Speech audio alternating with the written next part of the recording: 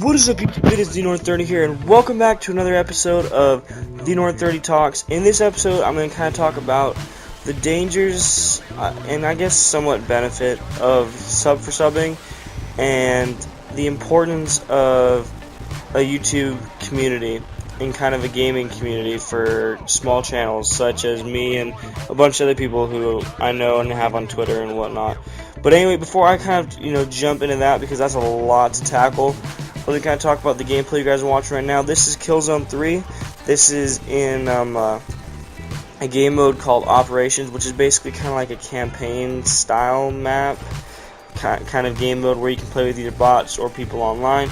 And you basically have an attacking team, which is usually the ISA, against the defending team, which is usually the Hellgas. And if the attacking team does not accomplish their goal in a set time limit, blow up doors, capture this area or whatever, then game's over. Hellgas win or defending team win, and yeah, it's all bad. So it's a pretty fun game mode. It kind of makes it feel like a campaign because it has these cinematics where it'll put your character in there, and so it just kind of looks like it's one really huge interactive campaign. So it's kind of fun.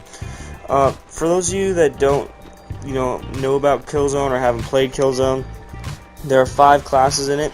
You have the tactician, the medic, the engineer, the marksman, and the infiltrator. The infiltrator and marksman are the 2 of the coolest in my opinion because the marksman can go invisible and has a sniper rifle, and the infiltrator can disguise as a teammate and completely wreck shop. And actually I think a couple wreck me here later in this video, so watch for that. And yeah, it's pretty crazy. Medic gets a little drone that follows him around. The tactician can throw air support out, and then the engineer puts down killer turrets. So I don't know, it's really cool, and all the classes are really fun to play with, and it gives you a lot of replayability. So yeah, but let me go ahead and jump right into the conversation here, guys. So first off, let me kind of talk about the dangers of sub for subbing. Now, when you're really young as a channel, like lower than 20 subs, I would say sub for subbing is okay to kind of boost your numbers up just a little bit, enough to make you seem, I guess not make you seem more reliable is not like the word I'm looking for, just to kind of like make people see that you do have something that people want to come watch. And like I guess I don't know, I'm not really wording this right, but it's gonna sound underhanded, but like people aren't gonna want to watch and subscribe to a channel that has like 2 subs. They're gonna want people who have more than that. So the more subs you have, the more inclined people are gonna feel to watch your stuff and sub, and they'll feel more confident that what they're gonna watch is good.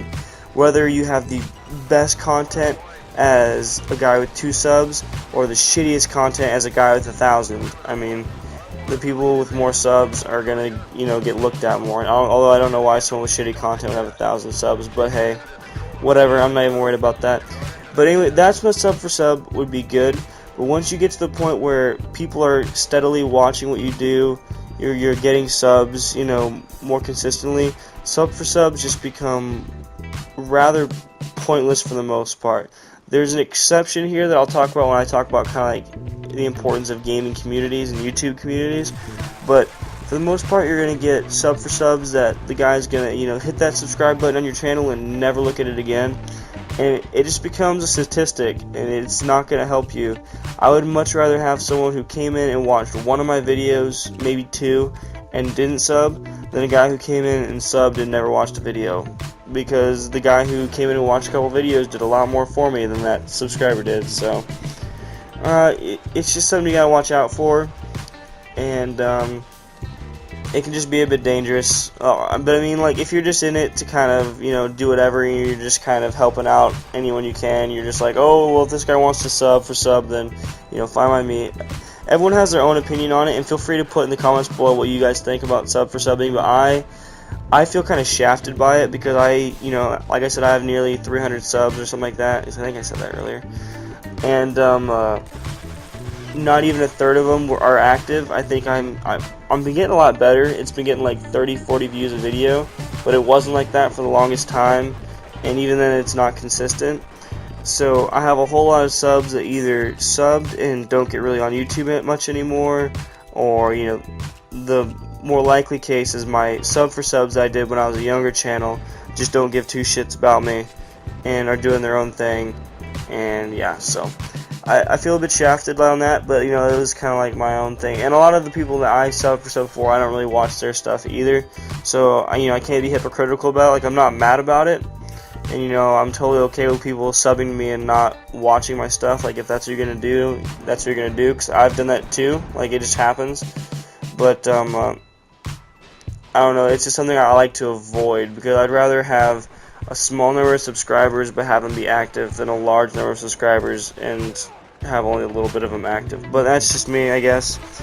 I mean, it's not how a lot of people feel, but it's not a perfect world, and it's just kind of like YouTube's a real hit or miss thing when it comes to that. So I mean, I can't complain with numbers, I guess, and I don't know.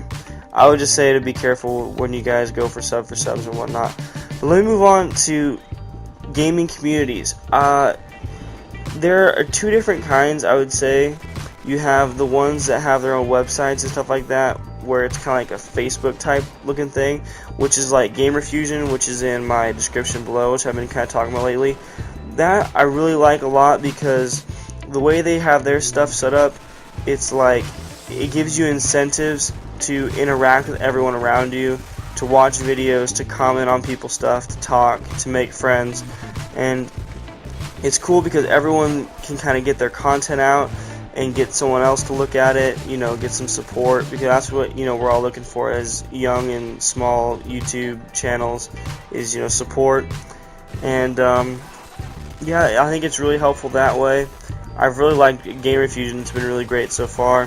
But you also have the other gaming community that I would say, and that's just the ones you create with like-minded content creators and people who, and this is the good sub for sub. I've had a couple people that I've done sub for subs for. Like, I think me and Mac the Monster started out like that, and I think there's a couple other guys who are in my feature box. We started out like that, but it got to the point where we were watching each other's stuff and we were talking, and we still steady support each other, and it's really cool. And it's just kind of like a little circle, kind of like this never-ending circle of us just helping each other out and offering support where we can. And you'll get that sometimes. You'll get little niche groups, and especially on Twitter, you'll end up kind of falling into little places where it's just kind of your support group, the people who always, I mean, they're not going to lie to you and tell you your stuff is good when it's not, but they'll, they do it constructively if there is anything that, should be changed. So it's good, and that's what I would look for. I would look for legit communities, especially, for gaming accounts, because when it comes to us, we're a dime a dozen, to be quite honest with you guys. There's so many gaming YouTubes out there that you can't throw a rock without hitting one, and that can be really hard for us, and it can be really hard to distinguish good content from bad. So it's important to get good groups around you, and get good supporters and people who are going to help you out, so you can kind of build off of that and create your own audience and get yourself more noticed. And that's kind of the idea of this all, guys. I mean, a lot of us, we do it for fun, and like I'm having fun just making videos and interacting with everybody that I do. Sure, I like to get bigger, but we'll just see what happens. But that's kind of gotta be the basis. You gotta have fun doing what you do, and then you gotta also want to have a little bit of a drive to succeed and go farther. And while we're on that note, I just want to say, thanks to all this. I've gotten so much support from everybody. I haven't gotten hate from anybody. I think I've gotten a couple dislikes on some videos, and a couple people say they didn't want to check out my channel. But almost everyone who's watched something on my channel has said, good content, I'm surprised you don't get more views, blah, blah, blah. And I mean, they might be, just saying it to be nice or whatnot, but you never know, and I like to, believe that they're being honest. But anyway, guys, thanks for watching this video. I hope I helped you guys out a little bit. I hope you guys enjoyed the gameplay. Let me know what you guys think about this series, and yeah, don't forget to like, comment, subscribe. Thanks. I'm out of here.